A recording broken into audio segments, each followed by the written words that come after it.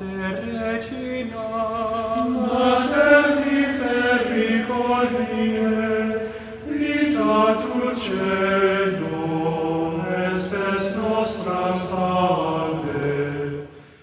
The Lord be with you. A reading from the Holy Gospel according to Matthew. Jesus said to the crowds, "Amen, I say to you, among you, those born of woman, there has been none greater than John the Baptist, yet the least in the kingdom of heaven is greater than he. From the days of John the Baptist until now, the kingdom of heaven suffers violence, and the violent are taken it by force. All the prophets in the law prophesied up to the time of John.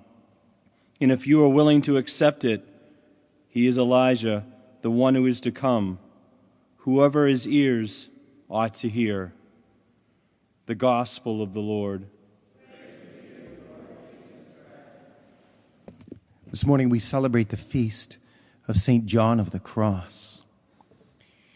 In his writing, he spoke of Christ being like a rich mine, not mind, where precious minerals are to be found. And it's a mine that is so deep that its riches are inexhaustible.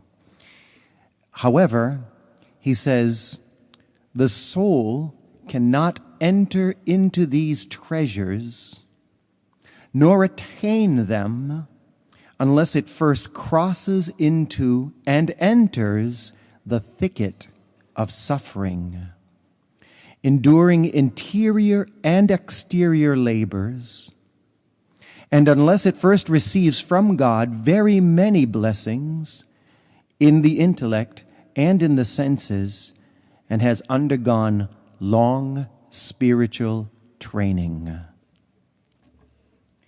This is the gymnasium of holiness.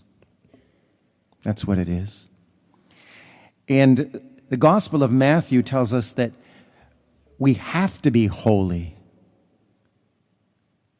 We have to be holy. You're not going to go to heaven if you're not holy.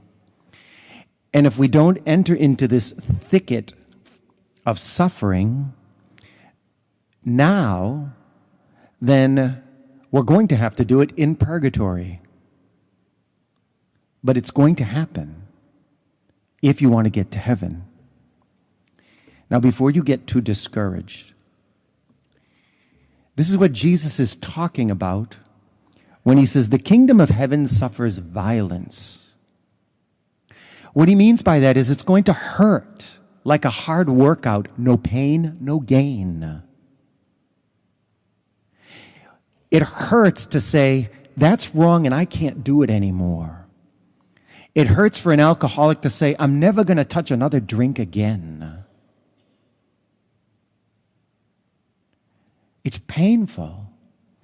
It hurts to say, I'd like to do a lot of other things, but I'm going to devote myself to spending time every day to pray and nurture a relationship with Jesus. Even if it's only just 10 minutes, I'm going to do this. And it's going to disturb everything else in my schedule. But that's part of my training. That's my workout. Long spiritual training. No pain, no gain. It hurts to look at myself and say, I'm a selfish jerk. That hurts. It hurts when I have to love my enemies.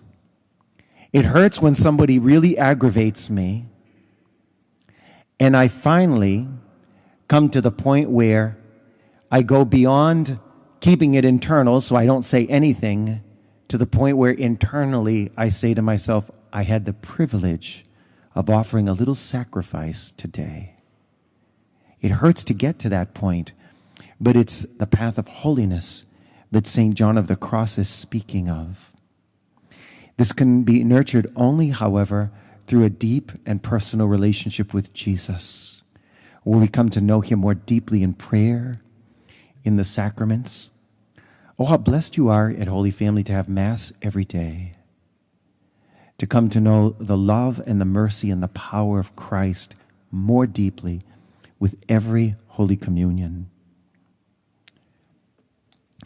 St. John of the Cross doesn't spare or mince the words. A man who himself endured lots of suffering, even at the hands of his own community.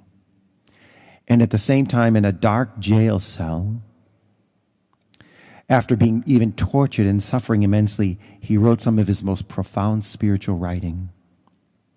The soul that longs for divine wisdom chooses first, and in truth, to enter into the thicket of the cross. Regina Celi, let us